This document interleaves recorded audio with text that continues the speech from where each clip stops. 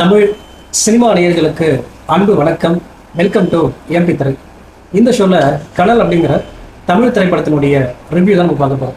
இந்த படம் ஒரு சிங்கிள் உமன்ஸ் லைஃப் நடக்கக்கூடிய ஸ்ட்ரகிள்ஸை சொல்லக்கூடிய படமாக தான் எடுத்திருக்காங்க. இந்த படத்தில் ஹீரோயின் வந்து பார்த்தீங்கன்னா தன்னுடைய கணவரை இழந்து 2 பசங்களோட வாழ்ந்துட்டு இருப்பாங்க. இவங்க எப்படியாவது கஷ்டப்பட்டு தன்னுடைய 2 பசங்களை வளர்த்து பெரியலாக்கணும் அப்படின்ற மாதிரி முயற்சி பண்ணுவாங்க. இவங்க யாருக்கிட்டையுமே கடன் வாங்காமல் இருக்கணும் அப்படிங்கிற ஒரு மனநிலையிலோட வாழக்கூடிய ஒரு ஆள். இன்னொரு பக்கம் வந்து பார்த்தீங்கன்னா அந்த ஏரியாவில் ஜான் விஜய் அப்படிங்கிற ஒரு நபர் வட்டிக்கு ஒரு நபராக இருக்காரு. இவருக்கு ஹீரோயின் மேலே ஒரு கண்டு, எப்படியாவது ஹீரோயினை கடன் வலையில விழ வச்சு எப்படியாவது அடையணும் அப்படின்ற மாதிரி நினைக்கிறாரு.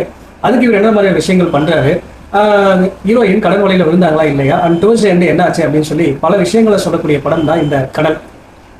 இந்த படத்தில் எனக்கு பிடிச்ச விஷயம் என்ன அப்படின்னா, அந்த ஸ்ட்ரகிளிங் லைஃப்பை காட்டின விதம் ரொம்ப யதார்த்தமாக ரொம்ப நேச்சுரலாக காட்டியிருப்பாங்க. அதாவது ஒரு சிங்கிள் உமனுடைய லைஃப்பில் என்னென்ன மாதிரியான பிரச்சனைகள் இருக்கும் அப்படிங்கிறத ரொம்ப யதார்த்தமாக ரொம்ப நீட்டாக காட்டியிருப்பாங்க. அது உண்மையே நல்லா இருந்துச்சு. அதுக்கு பிறகு வந்து பார்த்தீங்கன்னா இவங்க வேலை செய்கிற இடத்துல நடக்கக்கூடிய சம்பவங்கள் அதுவுமே ரொம்ப நீட்டாக எடுத்திருப்பாங்க. குறிப்பாக அந்த வேலை செய்கிற இடத்துல கூடிய ஓனர் அவங்க ரியலைஸ் பண்ணுற விஷயங்கள் அதுவுமே ரொம்ப நீட்டாக இருக்கும். அதே போல் அந்த ஹீரோயின் வந்து பார்த்தீங்கன்னா கடன் வலையில் விழக்கூடிய அந்த சூழ்ச்சியிலிருந்து தப்பிச்சாங்களா இல்லையா, அந்த காட்சிகள் எல்லாமே ரொம்ப நீட்டாக எடுத்திருப்பாங்க. அதே போல் வந்து பார்த்தீங்கன்னா கிளைமேக்ஸும் ரொம்ப நீட்டாக இருக்கும். இந்த படம் வந்து பார்த்தீங்கன்னா 1 மணி நேரம் 10 நிமிஷத்துக்குள்ள ஒரு முடியக்கூடிய ஒரு படமாக தான் இருக்கும். ஒரு குயிக் வாட்சாகவே பார்த்துக்கலாம். இந்த படம் வந்து பார்த்தீங்கன்னா ஒரு சிங்கிள் உமனுடைய வாழ்க்கையில் நடக்கக்கூடிய பிரச்சனைகளை வாழ்வியலை ரொம்ப யதார்த்தமாக சொல்லக்கூடிய படமாக தான் இந்த படத்தை எடுத்திருக்காங்க.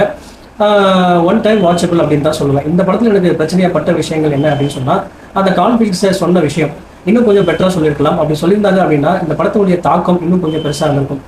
ஓகே கைஸ், அடுத்த மாதத்தை சந்திக்கலாம். நன்றி, வணக்கம்.